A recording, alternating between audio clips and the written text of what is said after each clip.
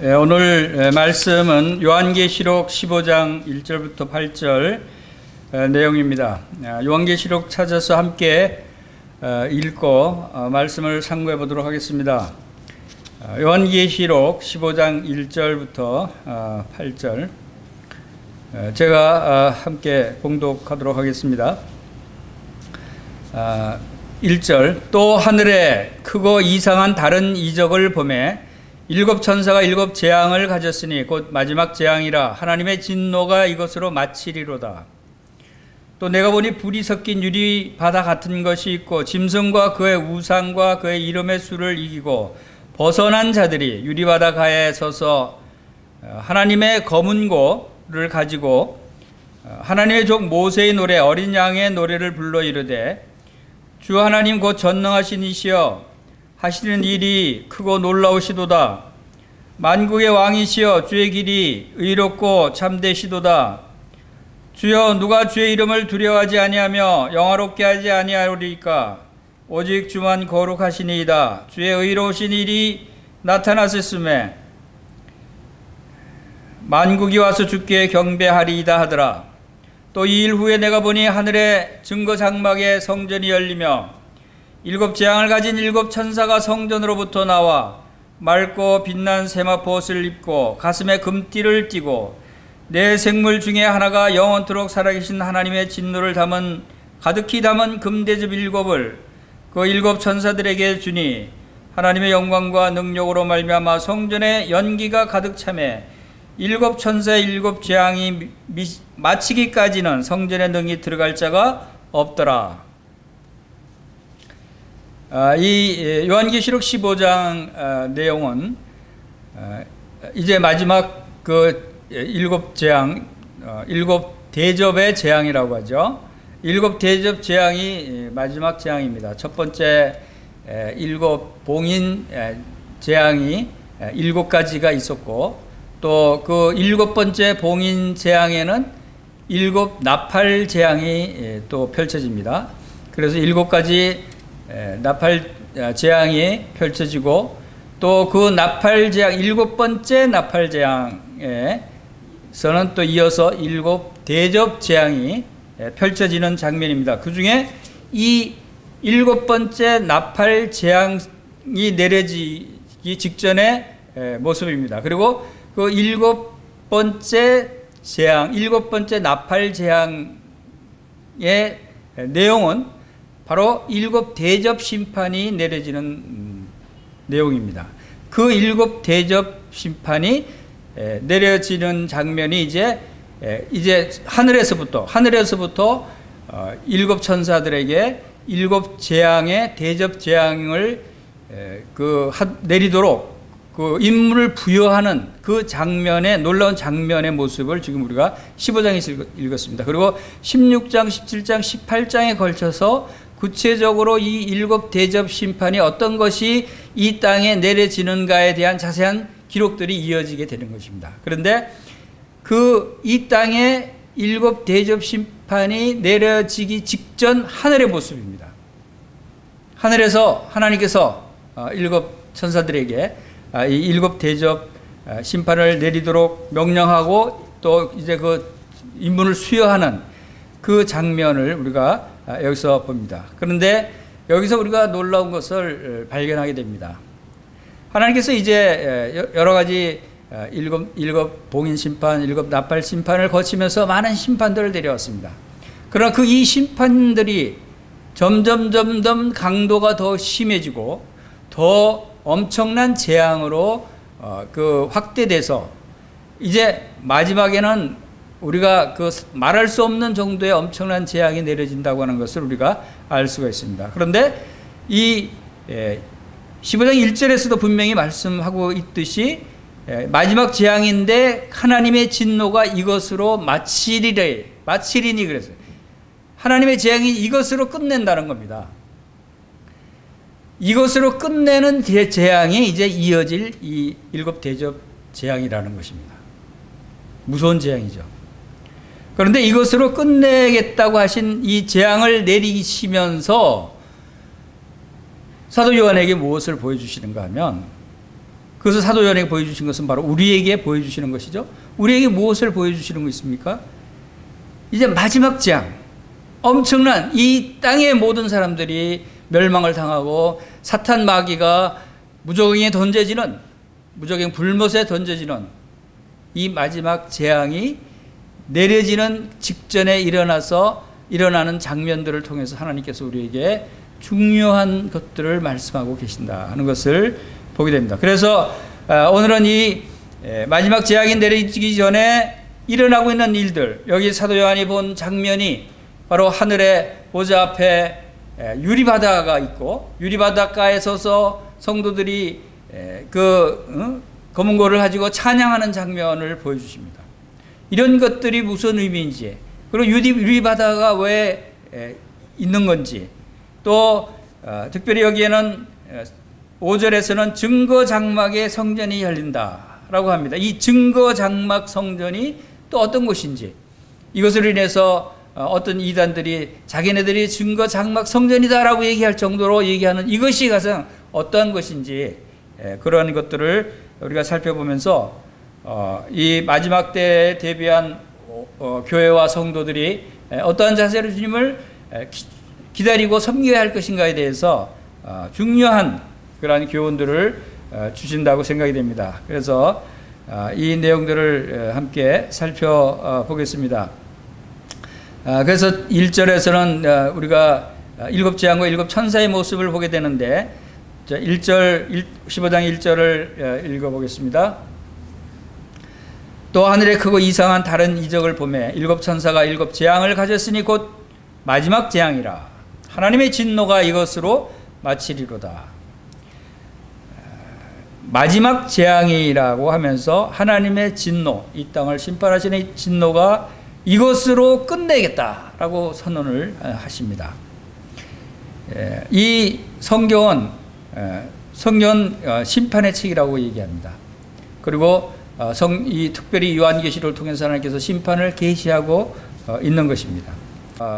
그 2절에 보겠습니다. 2절에 보면 또 내가 보니 불이 섞인 유리바다 같은 것이 있고 짐승과 그의 우상과 그의 이름의 수를 이기고 벗어난 자들이 유리바다 가에 서서 하나님의 검은 고를 가지고 라고 말씀하고 있습니다. 하늘에 크고 이상한 다른 이적들을 보여주시면서 그 이적 중에서 이 마지막 재앙에 관한 이적과 또 이제 그 이적 중에 중요한 부분이 그 유리바다가 나옵니다. 불이 섞인 유리바다 같은 것이 있다라고 그 이상한 장면을 보여주고 있는 것을 보게 됩니다. 여기 1절에서 말씀하고 있는 대로 지금 사도 요한을 통해서 주님께서는 하늘을 여시고 하늘을 보여주시는 것입니다. 하늘에 있는 크고 이상한 다른 이적을 보여주고 있다고 말씀을 하십니다. 이 크고 이상한 다른 이적이라고 말씀하고 있는 것은 또 다시 말하면 그 전에 이적들을 보여줬는데 더 크고 더 이상한 장면이라는 것입니다. 그렇죠? 크고 이상한 다른 이적을 또 보여주신다고 언급을 할 정도면, 근데 이 요한계시록에 지금까지 읽은 말씀 가운데 이 이적에 대해서 다른 이적은 어떤 이적을 말씀하셨는가 하는 것을 보면은 12장 1절에서 이적의 첫 번째 이적에 대해서 말씀하시면서 해와 달과 별을 입은 여자에 대해서 말씀하신 장면이 나옵니다. 해와 달과 별을 입은 여자, 그것은 누구라 그랬죠? 그것은 바로 하나님의 백성은 이스라엘 백성을 가리킨다라고 얘기했습니다. 그를 통해서 메시아가 나오고 하나님의 백성들이 나오게 되는, 그래서 이스라엘 백성들을 상징하는 해와 달과 별을 입은 여자에 관해서 이야기하시면서 이적이라고 말씀하시고, 두 번째 이적은 12장 3절에서 말씀하시는데 그것은 7머리 10뿔을 가진 용에 대해서, 사탄에 대해서 말씀하시면서 두 번째 이적이라고 말씀하셨습니다.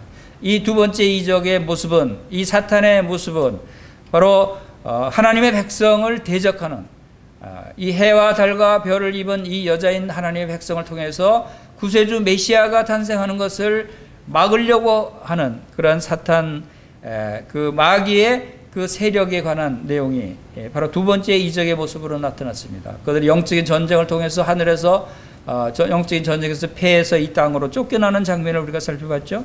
그리고 이 세 번째 이적이 여기에 15장 1절에 나오는 크고 이상한 다른 이적이라고 언급을 하고 있습니다. 이것은 그 전에 본 이적들과 더 다른, 더 큰, 더 이상한, 더 놀라운 장면이다라고 하는 것을 보게 됩니다. 그것이 이제 마지막 재앙이고 그것이 이 재앙을 통해서 끝내겠다고 말씀하십니다. 이것으로 마치겠다. 이 진노가, 하나님의 진노가 이것으로 마치겠다. 이것으로 끝내겠다라고 선포하시는 이 장면입니다. 이 장면을 보고 나면 이제 재앙이 끝나는 것입니다. 그런데 이 중요한 재앙을 내리시기 직전에 요한에게 보여준 모습이 2절 모습입니다. 2절에서 바로 불이 섞인 유리바다 같은 것이 있는 것을 보여줍니다. 자, 이 유리바다가 왜 갑자기 등장할까요? 그러나 이 유리바다는 갑자기 등장하는 것이 아니라 유리바다, 바다라고 표현된 유리바다라고 표현된 부분이 바로 요한계시록 4장에도 나와 있습니다. 요한계시록 4장 6절에서 요한계시록 4장 6절에 보면은 보좌 앞 수정과 같이 보좌 앞에 수정과 같은 유리바다가 있고 보좌 가운데와 보좌 주위에 네 샘물이 있는데 앞뒤에 눈들이 가득하더라 말씀이 있습니다. 바로 이 유리바다는 하늘에 하나님의 보좌가 있는데 하나님의 보좌 앞에 쫙 펼쳐져 있는 그 광장 같은 그 펼쳐져 있는 곳이 있는데 그것을 수정과 같은 유리바다라고 말씀을 하고 있습니다. 다시 말해서 하나님의 보좌가 있는 그 밑에 쫙 펼쳐져 있는 광장과 같은 그러한 곳이 유리바다입니다. 왜 유리바다라고 했냐면 바로 이 수정과 같이 맑아서 유리는 다 밑이 내려다 보입니다. 여러분 높은 고공에서 123층짜리 높은 빌딩에서 밑으로 내려다 볼 수 있게 발밑을 유리로 쫙 깔고 그 위에 서서 밑으로 내려다 볼 수 있게 만든 곳이 있습니다. 거기서 보면은 밑에 저 멀리 위 바닥 땅에 작은 것까지 다 보여요. 유리바다 같은 그런 이 하늘의 보좌 앞에 유리바다도 수정같이 맑은 유리바다니까 투명체로 되어 있는 것이죠. 그 투명체 밑에는 이 땅이 보인다는 것입니다. 하늘에서. 이것은 지금 우리가 상상할 수 없지만 그러나 그 밑에가 다 보일 수 있게 만든 그러한 바다라고 표현된 곳이다 라고 우리가 알 수가 있죠. 그런데 불이 섞인 유리바다라고 표현하는 것이 또 특이합니다. 다른 곳에서는 이 불이 섞인 곳이 아닙니다. 평소에는 이 불이 없는 맑은 유리바다였는데 지금 여기에서는 불이 섞인 유리바다를 보여주시는 장면을 봅니다. 이것은 무슨 뜻이냐면 바로 이제 불타는 마지막 하나님의 진노의 재앙이 불로 내려지는 장면을 위에서 유리바다 위에서 볼 수 있게 만드신 것이 아닌가 이런 생각을 하게 되죠. 이제 그 유리바닷가에 서 있는 사람들이 있어요. 그 사람들이 하나님의 검은고를 가지고 이제 하나님의 종 모세의 노래와 어린 양의 노래를 부르는 장면이 이어집니다. 자, 여기서 1절에서 말씀하신 이상한 이적이라고 말씀하셨듯이 이상하지 않습니까? 밑에는 엄청난 불바다가 돼서 재앙이 내려지는데 위에서는 그 검은고, 이 검은고라고 하는 것은 우리나라의 그 고대 악기죠. 그러나 사실 이것을 이제 번역할 당시만 해도 이 원래 원어는 이 기타라고 하는 단어인데 지금의 기타와 같은 그러한 현악기였던 것 같아요. 그런데 이제 번역자가 그때 당시 우리나라에는 기타가 없었으니까 기타라고 번역하면 사람들이 이해를 못하니까 우리나라에 그 비슷한 검은고로 번역을 했던 것 같습니다. 자, 아무튼 이러한 그 악기를 들고 찬양을 하는 모습을 보여주시는 거예요. 밑에는 불의 모습이 보여지는데 위에서는 찬양을 합니다. 자, 이것이 참으로 이상한 장면일 수 있습니다. 그러나 우리는 이것이 얼마나 참 하늘의 놀라운 장면인가 하는 것을 우리가 이어서 나오는 말씀들을 살펴보면 참 많은 의미를 갖고 있다고 생각이 됩니다. 먼저 이 유리 바닷가에 서서 하나님의 검고를 가지고 찬양하는 이 사람들이 어떤 자들인가에 대해서 말씀하고 있는 부분이 바로 짐승과 그의 우상과 그의 이름의 수를 이기고 벗어난 자들이다라고 했습니다. 그건 성도들을 얘기하는 것이죠. 특별히 이때 그 7년 뒤에 환난 기간 동안에 심하게 짐승과 우상과 그 이름의 수를 이기고 벗어난, 다시 말해서 이 사람들은 순교를 당한 자들이라고 봅니다. 짐승 사탄의 그 핍박과 또 그 우상에게 절하라고 하는 것을 절하지 않고, 또 그 이름의 수 666표를 받으라고 했는데 받지 않고 순교를 당하게 된 그러한 사람들이 이제 천국에서 찬양을 하는 그러한 모습을 우리가 여기서 보게 됩니다. 우리는 이것을 통해서 무엇을 알 수 있냐면, 하나님의 백성들은, 성도들은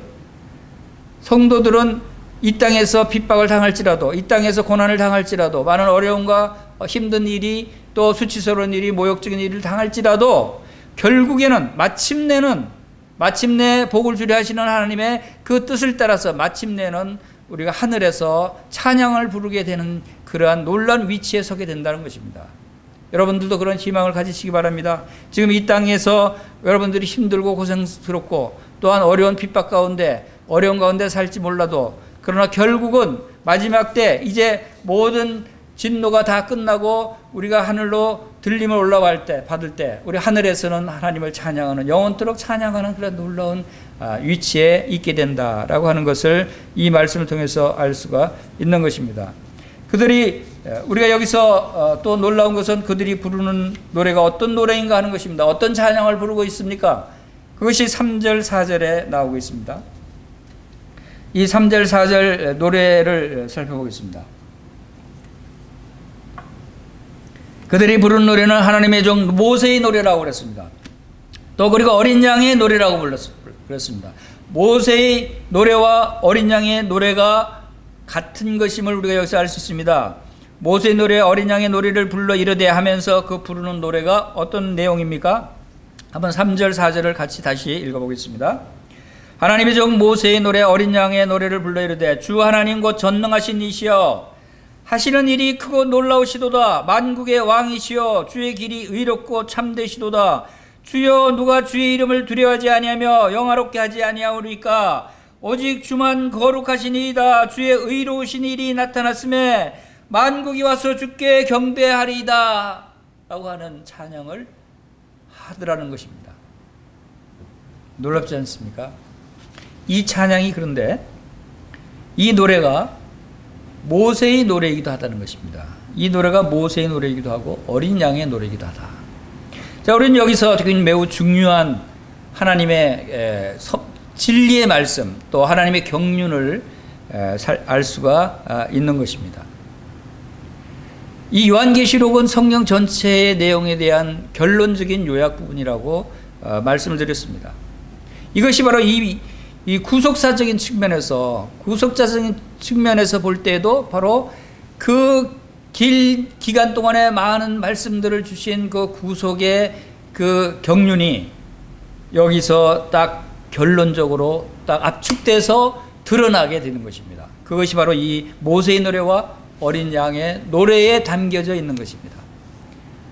이것이 바로 구속을 찬양하고 감사하고 노래하는 것이다 라고 하는 것입니다. 우리가 먼저 그것을 우리가 이해하기 위해서 먼저 모세의 노래를 우리가 어떤 노래가 모세의 노래인가를 살펴볼 필요가 있습니다. 자, 모세의 노래는 어디에 나오는 노래를 말합니까? 그것은 바로 출애굽기 15장에 나오는 노래가 모세의 노래인 것입니다. 이 모세의 노래, 출애굽기 15장의 모세의 노래를 요약해서 압축한 것이 이 어린 양의 노래, 바로 계시록 15장에 나와 있는 어린 양의 노래인 것입니다. 그것이 우연일까요? 출애굽기 15장의 노래가 요한계시록의 15장에 압축돼서 다시 어린 양의 노래로 표현됐다는 것이 우연일까요?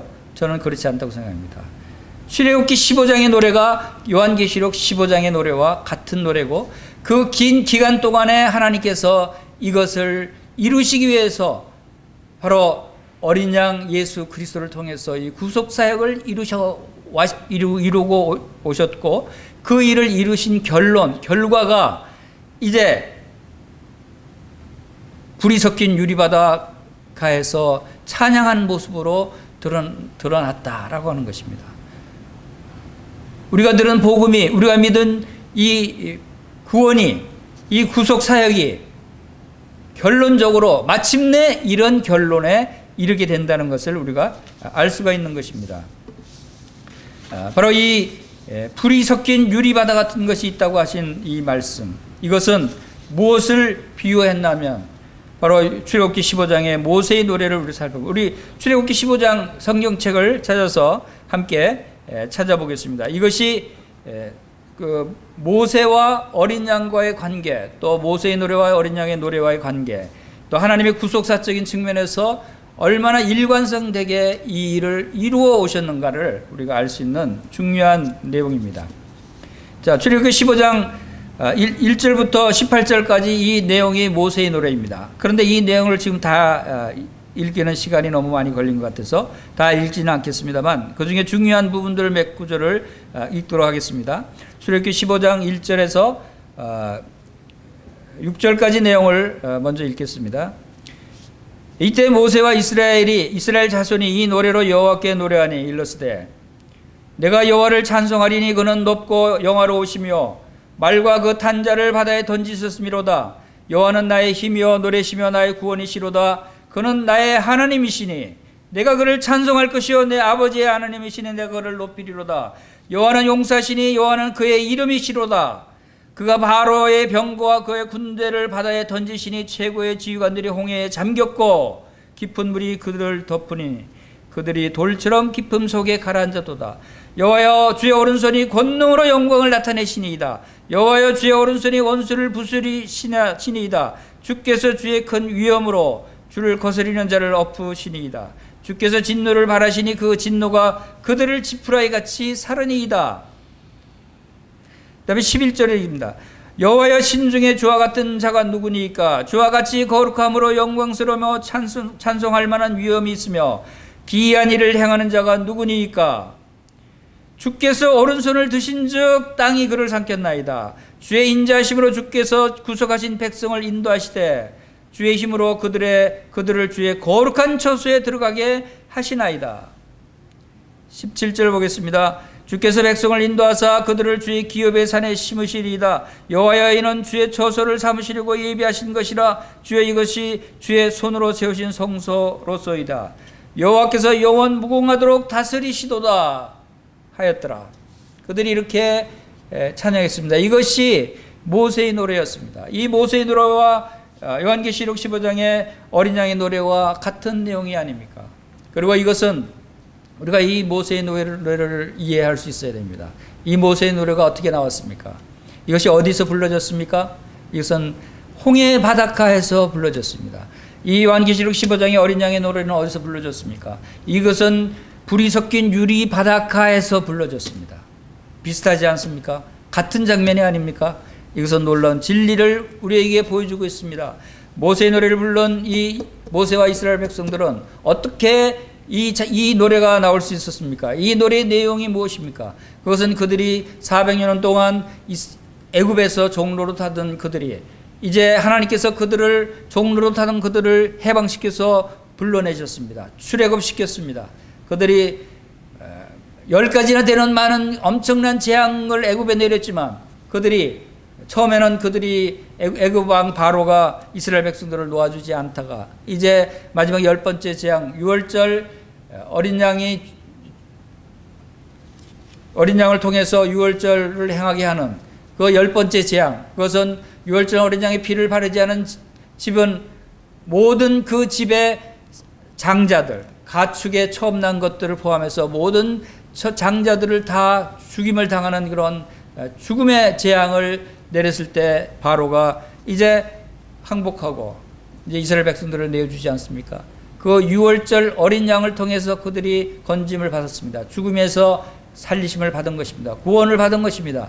이 어린 양이 바로 여기서부터 시작이 된 것입니다. 하나님의 구속사적인 역사는 실제는 창세기의 에덴 동산에서부터 그 짐승을 잡아서 그 가죽 옷을 지어 입힐 때부터 그 상징적으로 나타냈던 어린 양의 죽음, 피를 흘림으로써 죄를 용서해 주시겠다고 하신 그 경륜, 이런 것들이 실제 출애굽 당시에 어린 양을 통해서 실제 보여주시고 그것을 통해서 이스라엘 백성들을 죽음에서 건져내시고, 이제 그들이 광야길을 행하면서 구름기둥과 불기둥을 통해서 그들을 지키시고 보호하시면서 또 하늘에서 만나를 내리시는 놀라운 장면을 보여주시면서 그들을 인도해 내셨는데, 그들이 가로막힌 홍해 바다에서 뒤에는 이스라엘 애굽의 마병들이 마차 기병대들이 쫓아오는 그러한 장면에서 진퇴양난에 빠졌을 때 하나님께서는 모세를 통해서 그 홍해 바다를 가르시고 그 가운데로 이스라엘 백성들을 건너게 하십니다. 자, 이 홍해 바다가 갈라진다는 사실이 얼마나 기적 같은 일입니까? 그것이 사람이 할 수 있는 일입니까? 이 세상 어떤 피조물이 그 일을 행할 수 있습니까? 그것은 행하실 수 있는 분은 오직 하나님, 전능하신 하나님밖에 할 수 없는 분입니다. 여기 모세의 노래와 어린 양의 노래에서 주 하나님과 전능하신 이여 하시는 일이 크고 놀라우시도다 라고 찬양을 합니다. 하나님은 놀라우신, 전능하신 분이십니다. 홍해 바다를 가르실 수 있는 분이십니다. 그리고 그 가르신 그 길로 자기 백성들을 무사히 건너게 하시고, 이제 뒤쫓아도는 애굽의 군대들은 다시 그 바닷물을 흐르게 합쳐버려서 거기에 다 수장시켜버려서 몰살시키는 그러한 사건이 일어났습니다.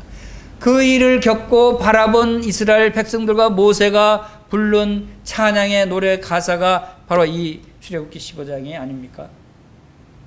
이것은 바로 이런 일을 통해서 바로의 병과 그 군대를 바다에 던지시고 이런 놀라운 일을 이루시는 전능하신 하나님을 찬양하는 이 찬양이 바로 어린 양의 노래인 것입니다. 그리고 출애굽기 15장 17절에 말씀하셨듯이 그들을 건져내시고 구출해내시고 한 것은 주께서 백성을 인도하사 그들을 주의 기업의 산에 심으시리이다. 하나님의 산에 심기 위해서, 심는다고 하는 의미는 변하지 않는다는 것입니다. 뽑히지 않는다는 것입니다. 영원토록 산다는 의미를 담고 있습니다. 주의 처소로 삼으시려고, 주의 처소, 하나님이 거하시는 처소로 백성들을 삼으셨다는 것입니다. 그것을 성소로 삼으셨다. 자, 이 놀라운 일을 행하신 것이 바로 모세의 노래였습니다. 이 모세의 노래와 같이 지금 여기 어린 양의 노래를 부른 하늘의 성도들은 그들이 부르는 사람들은 어떤 사람들이었습니까? 출애굽기 15장에서는 이스라엘 백성들이었습니다. 구원함을 받은 이스라엘 백성들이 이 노래를 불렀습니다. 요한계시록 15장의 어린 양의 노래는 바로 순교를 당해서 하늘로 구원받아 올라간 그러한 그 영적 이스라엘 백성들, 또 성도들이 바로 이 유리바닷가에서 이 노래를 부르고 있는 것입니다. 우리는 여기서 또 한 가지 우리 교회의 성도들을 생각할 수 있습니다. 여기 요한계시록 15장은 좁은 의미로서 구체적으로 얘기하면 환난 기간 동안에 맞은 핍박 가운데서 굴하지 않고 그들이 순교를 당해서 하늘로 올라간 성도들을 직접적으로 지칭하고 있는 것이지만, 그러나 그 외에 이미 이 대환난 기간이 일어나기 전에 구원받고 하늘로 휴거돼서 올라간 또 부활된 성도들이, 수많은 성도들이 함께 이 노래를 불렀다고 생각이 됩니다. 유리바닷가에서 이 노래를 부를 수 있는 사람은 바로 어린 양 예수 그리스도로부터 건짐을 받은, 죄의 권세로부터 해방된 바로 애굽 바로왕과 그 세력들이 바로 사탄의 세력이라면, 그 사탄의 세력으로부터 건짐을 받은, 사탄을 멸하시고 십자가로 승리하신 예수 그리스도를 믿는 성도들은 이제 하늘 유리 바닷가에서 바로 이 놀라운 찬양을 부를 수 있는 것입니다. 우리는 이런 자격이 있는 자들입니다. 그러나 우리는 이 땅에서도 이 찬양을 부를 수 있다고 하는 놀라운 특권을 생각할 때 또한 감사가 되는 것입니다. 여러분, 이 땅에서 이미 우리는 예수 그리스도와 함께 하늘에 안침받은 자들이라고 말씀하시고 있습니다. 우리는 영적으로 우리의 위치는 이미 유리바닷가에 있는 자들입니다. 유리바닷가가 아니라 유리바다 위에 있는 그러한 자들인 것을 우리가 알고 우리의 위치를 생각할 때 우리는 찬양이 나올 수 있는 것입니다. 우리는 이러한 놀라운 주 하나님 그 전능하신 이시여 하시는 일이 크고 놀라우십니다. 우리를 위해서 행하신 하나님의 일이 얼마나 놀라우신 일입니까? 그 아들 독생자 예수 그리스도를 우리를 위해서 십자가에 내어주신 이 일이 얼마나 놀라운 일이 아닙니까? 또 우리의 죄, 우리가 태어날 때부터 가지고 간 우리의 본성, 아담으로부터 물려받은 우리의 죄의 본성들, 이 우리의 살면서 지은 모든 죄들을 한순간에 다 씻어버리고 용서하시고 우리를 거룩한 자로 변화시켜서 새로운 피조물로 삼아주시는 이 능력이 얼마나 놀라운 전지전능하신 하나님의 능력이 아닙니까? 우리는 이러한 하나님을 우리의 아버지 하나님으로 믿는 것입니다. 그리고 그분은 만국의 왕이시고 주의 길이 의롭고 참되신 분이십니다. 그분은 만국의 왕이시라고 말씀하십니다. 우리도 이러한 찬양을 불러야 되지 않겠습니까? 또 그분은 우리의 하나님은 의롭고 참되신 분이 아니십니까? 의로운 분이시라고 말씀이 4절에도 나옵니다. 주의 의로우신 일이 나타났음에 만국이 와서 주께 경배하리다. 하나님의 속성은 공의로우신 분이라는 것입니다. 거룩하신 분이시라는 것입니다. 주의 의로운 일이 나타났습니다. 그것이 무엇입니까? 그것은 바로 죄인들을 심판하시고 의인들을 부르시고 택하시고 상 주시는 분이시라는 것입니다. 공의라고 하는 것은 죄는 죄에 대한 대가를 받아야 되고 또 선은 선에 대한 상급을 받는다고 하는 것이 공의로운 것입니다. 악한 자 죄인들에게도 무조건 다 상을 주고 무조건 사랑하고 무조건 그들을 받아들이는 것이 공의가 아닙니다. 여러분, 재판장이 재판을 한다고 하는 것은 잘못과 옳은 것을 구별해서 그에 합당한 대우를 해주는 것입니다. 심는 대로 거두게 해주는 것입니다. 그것이 공의로운 것입니다. 하나님은 공의로운 재판장이십니다. 이 공의로운 신분이 이미 오래전부터 우리를 구원하시기 위해서 계획하신 대로 바로 어린 양을 보내주시고 어린 양 대신 예수 그리스도께서 유월절 어린 양이 되셔서 우리를 위해서 희생 제물이 되셨다고 하는 이 놀라운 은혜의 사건들을 우리가 기억할 때 참으로 감사가 되는 것입니다. 바로 이것이 어린 양이 부르는 찬양일 뿐만 아니라 모세가 부르는 찬양이기도 한 것입니다. 그리고 또 오늘날 성도와 교회가 부를 수 있는 이 찬양이라고 생각이 되어집니다. 이것은 하나님이 어떠한 분이시고 하나님 우리에게 행하신 일이 어떤 일들을 행하셨는가 하는 것은 이제 이 마지막 끝내는 심판을 앞둔 이 시점에서 하늘에서 널리 울려 퍼지는 찬양으로 나타난다고 하는 것은 참으로 놀라운 일인 것입니다. 자, 이제 우리 이러한 일을 통해서 우리가 이 세상에서 살면서 이러한 사실을 알지 못할 때 우리는 나약하고 힘이 없는 자의 모습대로 살 수가 있는 것입니다. 하나님이 얼마나 놀라운 전지전능하신 분이신가, 하나님은 우리를 위해서 어떤 놀라운 일을 행해 주시는가, 하나님께서 우리 얼마나 공의로우시고 사랑이 많으신 분이신가, 이러한 것이 우리의 찬양이 되어야 됩니다. 그러한 것을 우리가 하나님이 어떤 분이신가를 잘 모를 때 우리는 그러한 찬양이 우리에게 나올 수가 없는 것입니다. 그래서 고린도후서 4장 6절에서부터 말씀하시는 대로 어두운 데서 빛이 빛이라 하셨던 그 하나님께서 예수 그리스도의 얼굴에 있는 하나님의 영광을 아는 빛을 우리에게 비추셨다고 말씀하셨습니다. 그것은 전지전능하신 하나님만이 행하실 수 있는 놀라운 일이 아닙니까? 그런데 우리가 이 하나님의 영광을 아는 빛을 우리의 마음에 비추신 이 놀라운 일을 행하신 하나님께서는 이 보배를 바로 그 빛이 되시 배치돼서 이 땅에 오신 예수 그리스도가 바로 그 보배이십니다. 이 보배를 우리가 질그릇에 가졌다고 말씀하고 있습니다. 질그릇, 깨질 수밖에 없고 연약한 질그릇밖에 되지 않는 우리에게 들어오셨다는 것입니다. 그 놀라운 빛 되신 예수 그리스도께서, 보배가 되신 예수 그리스도께서 우리 안에 들어오셨고 바로 우리 안에서 행하신다고 하신 것입니다. 하나님의 놀라운 전지전능하신 능력이 우리 안에서도 행하신다고 하는 것은 심히 큰 능력은 하나님께 있고 우리에게 있지 아니함을 알게 하시기 위해서 주님께서 우리 안에 들어오셨다고 말씀하고 있는 것입니다. 우리가 왜 사방에 우겨쌈을 당해도 쌓이지 않습니까? 우리가 왜 답답한 일을 당해도 낙심하지 않습니까?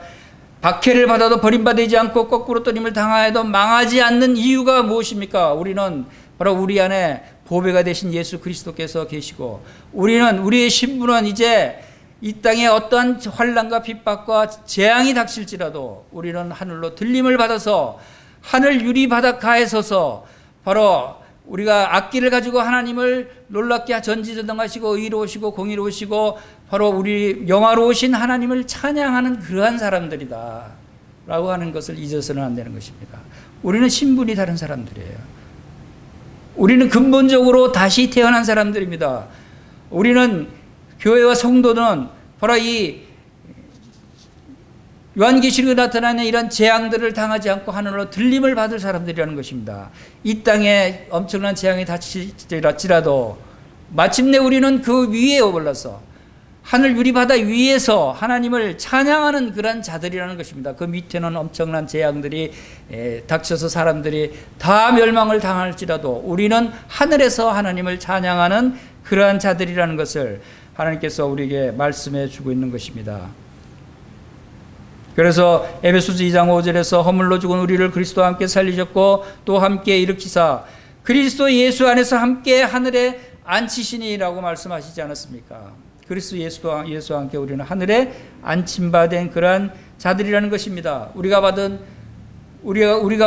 그 신분, 우리가 받은 복이 얼마나 많은 복들이 있습니까? 우리는 하늘에 속한 모든 신령한 복을 받았습니다. 우리는 생명과 경건에 속한 모든 것을 받은 자들이 아닙니까? 썩지 않고 더럽지 않고 쇠하지 아니하는 기업을 받은 자들이 아닙니까? 이것을 잊어버려서는 안 된다는 겁니다. 우리의 삶 가운데 왜 힘이 없고 왜 불평 불만이 많고 이 세상을 바라볼 때 참으로 초라해 보입니까? 많은 사람들이 엄청난 부를 누리고 권력을 누리고 있을지라도 우리는 그런 것들이 하나도 부러워서는 안 되는 것입니다. 그런 것들은 잠시 잠깐 오면 사라져 버릴 것이라고 말씀하고 있습니다. 그러므로 우리가 낙심하지 않으면 우리 겉사람은 낡아지나 우리 속사람은 날로 새롭도다라고 말씀하십니다. 우리가 잠시 받는 환난에 경한 것이 지극히 크고 영원한 영광에 중한 것을 이루게 함이니 우리가 돌아보는 것은 보이는 것이 아니요 보이지 않는 것이니 보이는 것은 잠깐이요 보이지 않는 것은 영원한 것이라고 말씀했습니다. 우리가 돌아보는 것은 좋아 보이지만 화려해 보이지만 잠깐이라는 것입니다. 그러나 우리가 돌아보는 것은 그런 것이 아니라 보이지 않지만 영원히 살아있는 유리바다 위에서 하나님을 찬양하는 이 세상을 내려다보면서 하나님을 찬양하는 하늘에 있는 자들이라는 것입니다. 우리 주 예수 그리스도와 함께 하늘에 안침받은 자들이라고 하는 것을 우리가 여기서 알 수가 있는 것입니다. 여러분들은 놀라운 사람들입니다. 여러분은 대단한 존재입니다. 여러분은 많은 특권을 가진 사람들입니다. 여러분은 얼마나 놀라운 소망을 가지고 있는 자들입니까? 여러분에게 약속된 복이 얼마나 많습니까? 이미 주신 복이 얼마나 많습니까? 하늘에 속한 것 모든 복을 주셨다고 선포하신 하나님의 말씀을 여러분 잊어버리고 있습니까? 그것을 잊어버리면 힘이 없는 것입니다.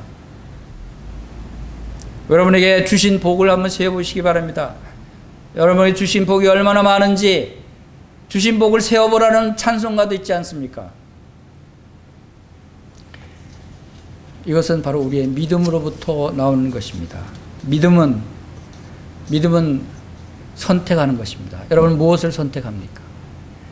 여러분 무엇을 선택했기 때문에 이렇게 힘없는 믿음 생활을 하고 있습니까? 참 믿음을 여러분이 선택했다면 우리는 힘 있는 삶을 살 수 있는 것입니다. 즐겁고 기쁜 찬양을 부르는 그러한 찬송의 소리가 우리에게 나올 수 있는 것입니다. 우리 히브리서 11장 말씀에서 우리의 모세의 믿음을 잠깐 살펴보겠습니다. 우리가 모세의 노래를 잊어서는 안 됩니다. 어린 양의 노래를 잊어버려서는 안 됩니다.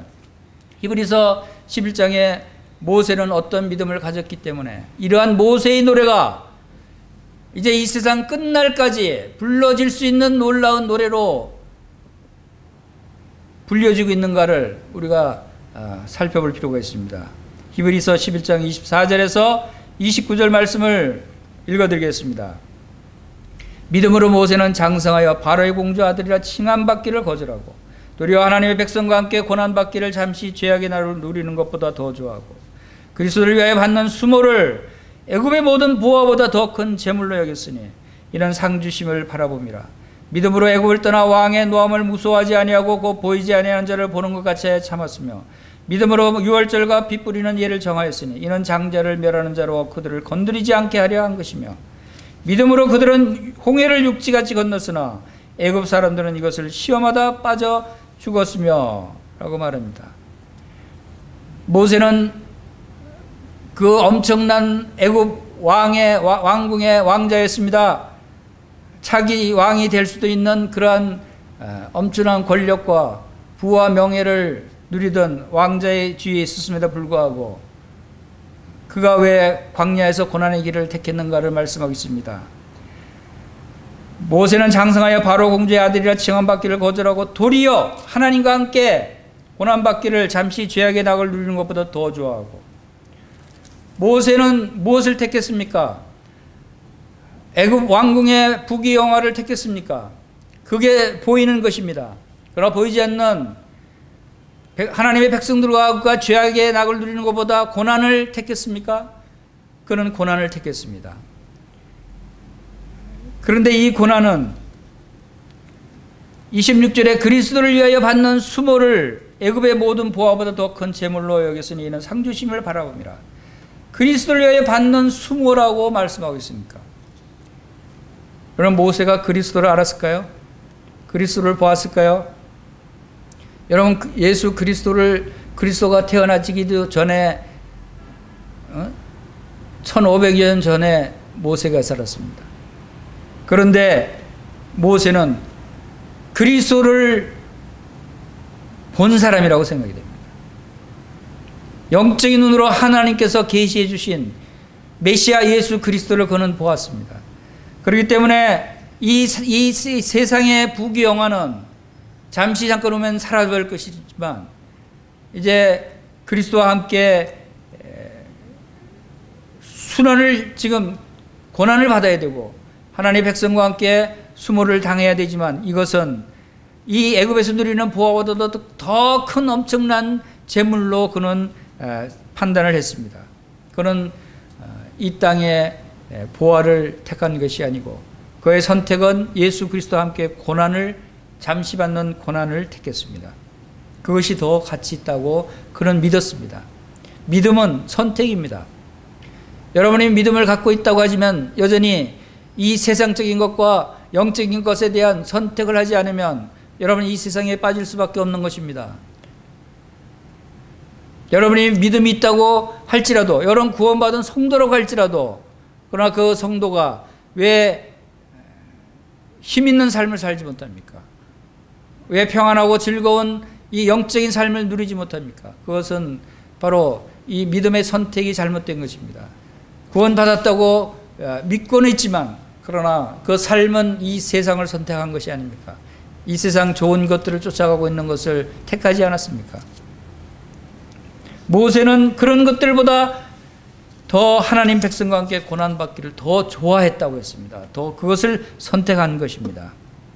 믿음으로 그는 유월절과 피 뿌리는 예식을 정했다고 했습니다. 믿음으로 그들은 홍해를 육지같이 건넜다고 했습니다. 바로 믿음입니다.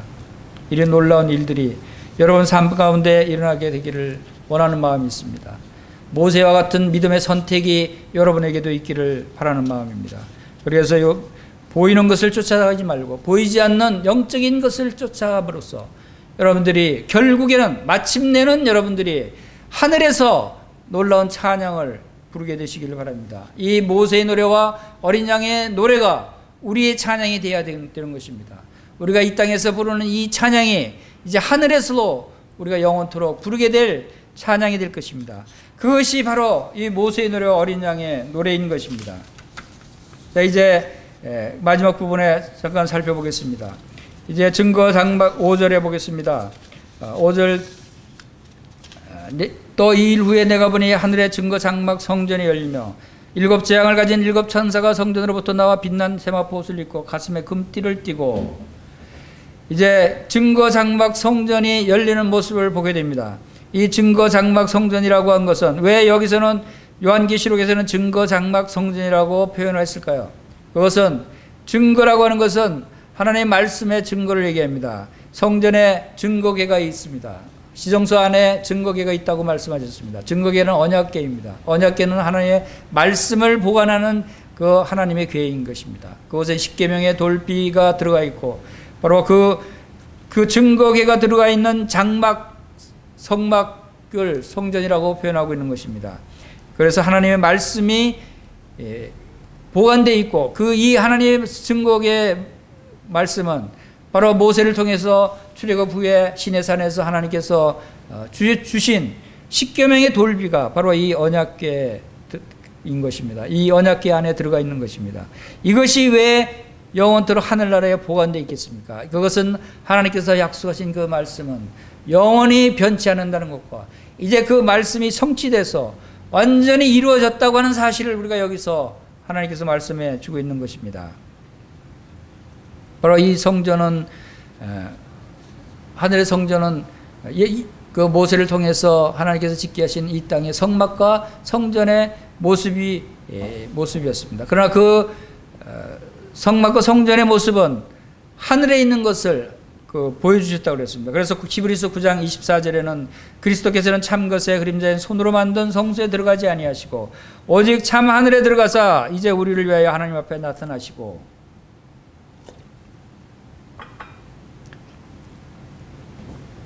여기서 히브리서 9장에서 말씀하신 대로 그리스도께서는 참것의 그림자인 그랬어요. 참것은 바로 이 요한계시록 15장 5절에 나오는 증거 장막 성전에 있는 것이 참 성전입니다. 이곳에 그림자인 손으로 만든 성소에 들어가지 않고 이 땅의 성소, 이 땅의 지성소, 이 땅의 언약 증거궤가 있는 지성소에 들어가지 않고 오직 참 하늘에 들어가셨다. 예수 그리스도께서 바로 십자가에서 죽으시고 죽으신 후에 다시 부활하셔서 예수 그리스도의 그 보혈의 피를 가지고 들어간 곳이 이 땅의 성전이 아니고 하늘에 여기에 증거 장막 성전이라고 하는 사실을 우리가 알 수가 있는 것입니다. 오직 참 하늘에 들어가서 이제 우리를 위하여 하나님 앞에 나타나시고 하나님 앞에 예수 그리스도 우리의 대제사장 예수 그리스도께서 하나님 앞에 나타나셨어요. 빈손으로 나타나신 것이 아닙니다. 예수 그리스도께서 대제사장이 1년에 1차씩 지성소에 피를 짐승의 제사적 제물의 피를 가지고 백성들의 죄를 속죄받기 위해서 씌운 자 바로 언약궤 위에 속죄함을 받는 그곳에 피를 뿌린 것 같이 예수 그리스도는 이 땅에 있는 성전에서 대제사장은 이 땅의 제사장은 1년에 한 번씩 계속 반복해서 들어갔지만 그러나 예수 그리스도 우리의 대제사장은 단 한 번에 바로 영원한 효력을 가진 예수 그리스도 자신의 어린 양 대신 자신의 피를 가지고 지성소에 하늘의 지성소에 들어가셔서 하나님 앞에 나타나신 것입니다. 이것이 바로 이 증거 장막 성전이 나타내는 의미인 것입니다. 그것은 예수 그리스도를 통해서 구속사에 필요한 모든 것을 완성하시고 다 이루었다고 하신 주님의 그 외침이 바로 여기 증거 장막 성전에서 이루어진 것입니다. 그래서 모세의 노래에 담겨져 있는 구속사적인 이 기이한 놀라운 일들 또 어린 양의 노래에 담겨져 있는 이 구속사에 놀라운 하나님의 행하신 일들이 이제 완전히 구속을 위한 모든 사역이 다 이루어졌다는 것을 지금 요한계시록 15장에서 보여주고 있습니다. 더 이상 이제 구원받을 사람이 없다고 하셨습니다. 여러분 우리 이 말씀을 우리가 잘 눈여겨볼 필요가 있습니다. 요한계시록 15장 이 장면에서 더 이상 이 장면 이후에는 더 이상 구원받는 사람이 없을 것이다 라고 하는 것입니다. 왜인지 아십니까? 그것은 바로 이 재앙이 15장 1절에서 말씀하신 대로 마지막 재앙이라 하나님의 진노가 이것으로 마치리라 그랬어요. 이 재앙이 이제 마지막 재앙이라고 그랬고, 그리고 이 마지막 재앙이 내릴 때는 이미 구원받을 성도들은 다 하늘로 올라간 것입니다. 교회는 이미 휴거됐고, 또 이 땅의 환난 기간 동안에 믿는 성도들도 순교를 당해서 지금 하늘에 올라와서 유리 바다가에서 찬양하고 있는 것입니다. 이제 더 이상 이 땅에는 구원을 받을 사람이 없을 뿐만 아니라 더 이상 구원 받을 수 없는 상태가 되어버린 것입니다. 그것이 어떤 말씀에서 또 나타내주고 있는가 하면 7절 8절 읽어보겠습니다. 네 생물 중 하나가 영원토록 살아계신 하나님의 진노를 가득 담은 금대접 일곱 천사들에게 주니, 이제 마지막 일곱 대접의 심판을 내리기 위해서 천사들에게 일곱 대접을 주는 것입니다. 그리고 나서 하나님의 영광과 능력으로 말미암아 성전의 연기가 가득 차며, 이제 그 마지막 심판을 행하도록 하는 금대접을 다 일곱 천사에게 나눠주고 나서 천사들이 나갑니다. 그리고 이 성전 안에는 연기가 가득 차게 됩니다. 연기가 가득 찬 것은 무엇을 의미합니까? 그것은 일곱 천사의 일곱 재앙이 마치기까지는 성전에 능히 들어갈 자가 없더라. 하나님의 성전 안에 죄사함을 받기 위해서 더 이상은 들어갈 수가 없게 하나님께서 막으셨다는 것입니다. 성전 안에 들어서 하나님께 죄사함을 받아야 되는데, 이제 지금 이 시간 이후로는 마지막 일곱 대접의 심판이 내려지는 그 기간 동안에는 구원받을 수 없다는 것입니다. 그 이후에도 구원받을 수가 없다는 것입니다. 하나님의 은혜의 때는 여기서 끝났다고 봅니다. 은혜의 때가 바로 여기서 마감하게 했다고 하는 사실을 우리가 여기서 볼 수가 있는 것입니다. 그렇기 때문에 이제 이 재앙이 이 땅에서 내려질 때 그 시간에 유리바다 위에 가에서 하늘에서는 이제 구원함을 받은 성도들이 어린 양의 노래를 부르며 모세의 노래를 부르며 하나님을 구원을 찬양하는, 구원해 주신 하나님의 어떠하심을 노래하고 찬양하는 장면이 바로 이 15장에 나와 있는 것입니다. 여러분, 이것을 기억하시기 바랍니다. 이 때가 지나면 더 이상 구원받지 못하는 때가 옵니다. 이 은혜의 때요 구원의 때라고 말씀하신 이 때가 지나면 더 이상 구원받고 싶어도 구원받지 못하는 때가 온다는 것입니다. 이 문이 닫히기 전에 여러분 구원받으시기 바랍니다. 어린 양 되신 예수 그리스도의 놀라운 십자가의 사역을, 십자가에서 예수님이 왜 죽으셨습니까? 십자가에서 왜 예수님이 피를 흘리시고 왜 고난을 당하셨는가를 여러분 생각해 보시기 바랍니다. 어떻게 하나님의 아들이라고 하시는 분이 죽은 자를 살리고 바다와 파도를 잠잠케 하는 놀라운 능력을 가진 전지전능하신 하나님 되신 그분이 어떻게 그 비참하게 십자가에 죽을 수가 있습니까? 왜 그랬을까요? 그것은 이유가 있는 것입니다. 그분이 그렇게 하시지 않으면 우리의 죄를 용서할 수 없기 때문에, 공의로우신 하나님께서, 의로우신 하나님께서 그 공의를 이루시기 위해서 죄의 값을 갚아야 되는데, 죄의 값을 우리가 갚기 위해서는 우리가 불못에 던져져야 되는데, 심판을 받아야 되는데, 그것을 하나님 대신 예수님께서 대신 행하셨다고 하는 것입니다. 이것을 여러분들이 지금 믿을 수 있도록 이 기회의 때, 은혜의 때를, 구원의 날을 여러분에게 기회를 주시는 것입니다. 여러분, 이 은혜의 때에 여러분 구원받게 되시길 바랍니다. 예수님을 영접하시게 되기를 바랍니다. 여러분이 돌이키게 되시기를 바랍니다. 이 때가 지나면, 지금 이 요한계시록 15장 때가 오면 이제 더 이상 성전에 들어갈 수가 없습니다. 하나님의 성전에 용서받을 수가 없는 그러한 때가 오는 것입니다. 일곱 천사의 일곱 재앙이 마치기까지 성전에 들어갈 수가 없게 막아버리신다는 것입니다. 여러분 지금 얼마나 구원받기에 좋은 때입니까? 여러분이 자유가 있습니다. 믿음은 선택입니다. 여러분이 선택하시기 바랍니다. 여러분 영원한 천국에서 하늘의 모든 신령한 복을 누릴 수 있는 영원한 생명을 가질 수 있는 선택을 할 수 있습니다.